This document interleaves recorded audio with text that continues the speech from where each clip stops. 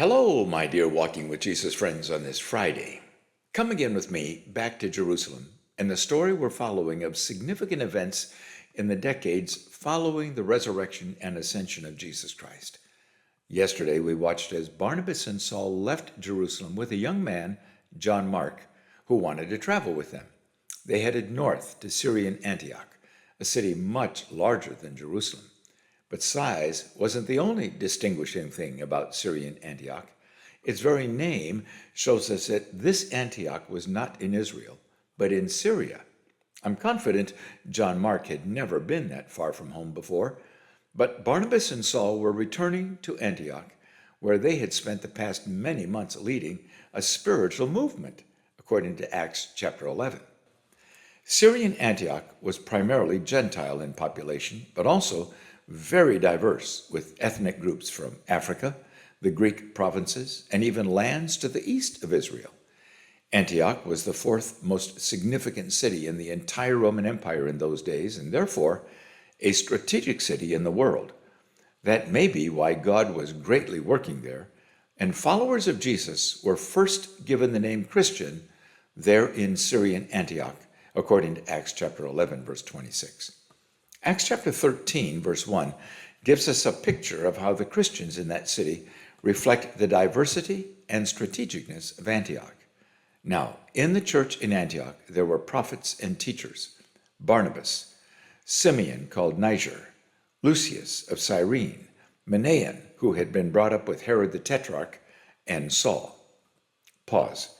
Can you imagine what an eye-opening, prejudice-breaking experience this was for young John Mark, to begin acquainting himself with what God was doing among such a diverse and Gentile-inclusive Church of Jesus followers in Antioch?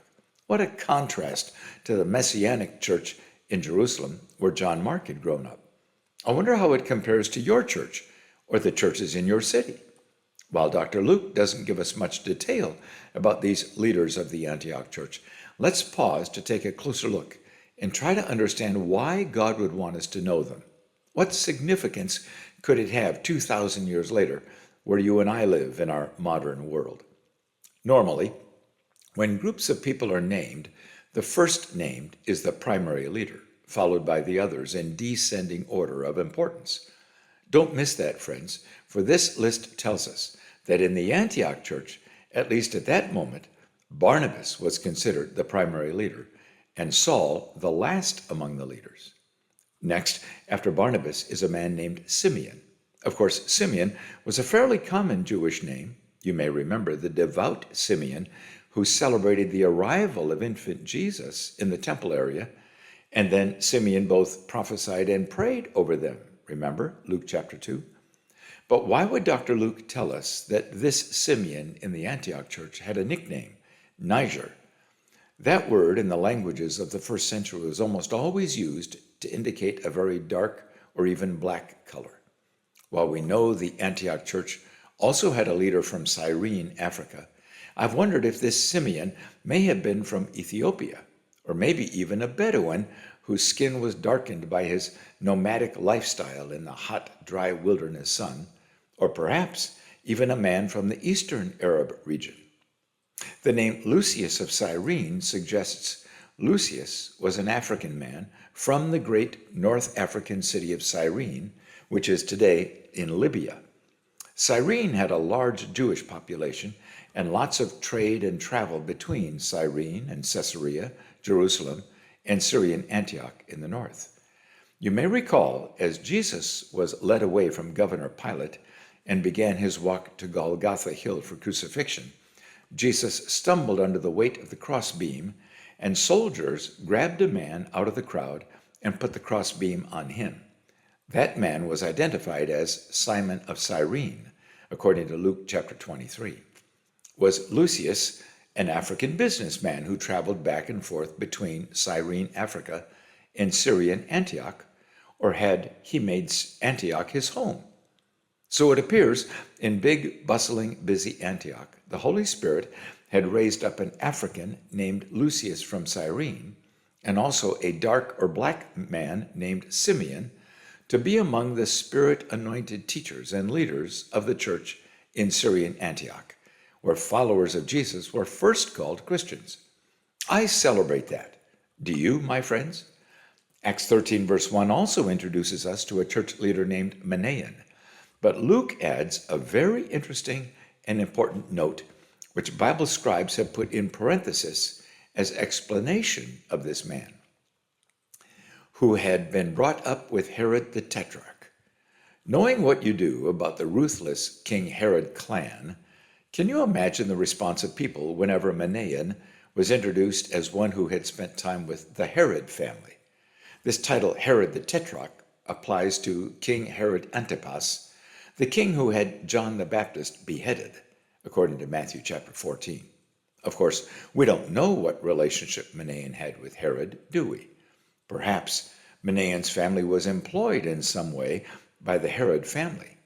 Even though John the Baptist's execution would have been 25 years earlier, still, I presume, there was a certain stigma attached to Manaen's name whenever and wherever he was mentioned. I presume Manaen was an older man in the Antioch church. Now think about this remarkable group of 5 teacher prophets leading the church of Jesus followers in Syrian Antioch. Barnabas, a Levite Messianic Jew from the island of Cyprus, according to Acts chapter 4. Simeon, a man with very dark skin, perhaps a Bedouin. Lucius, an African from Cyrene.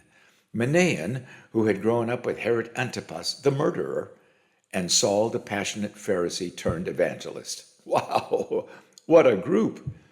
Can you imagine how that diverse leadership team was viewed by the rapidly growing church in Syrian Antioch? And what about the citizens of Antioch who had no interest in Jesus, but were fascinated by this leadership team? Remember, it was the people of Antioch who named the followers of Jesus Christians.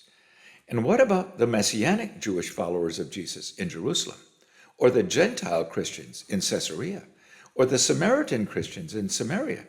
Do we see what God was doing, my friends, in those years as the gospel reached the various people groups in and around Israel? But what about the far regions of the Roman Empire? It appears these 5 men were in a leadership worship meeting seeking Jesus' guidance for this rapidly growing spiritual movement in Antioch, when suddenly they sensed a very clear instruction from God. Luke describes it this way. While they were worshiping the Lord and fasting, the Holy Spirit said, "Set apart for me Barnabas and Saul for the work to which I have called them." Acts chapter 13, verse 2. Have you ever been with a group of other Christians seeking guidance from God, and suddenly you sensed God responded with very clear direction? What did you do? Tomorrow, we'll rejoin them in this prayer meeting to see what God did. As you may know, it changed the world and in which you and I live today. Some powerful reflection notes are available at the link below for your further study, as is a wonderful worship song. And let's meet here tomorrow to watch what God did next.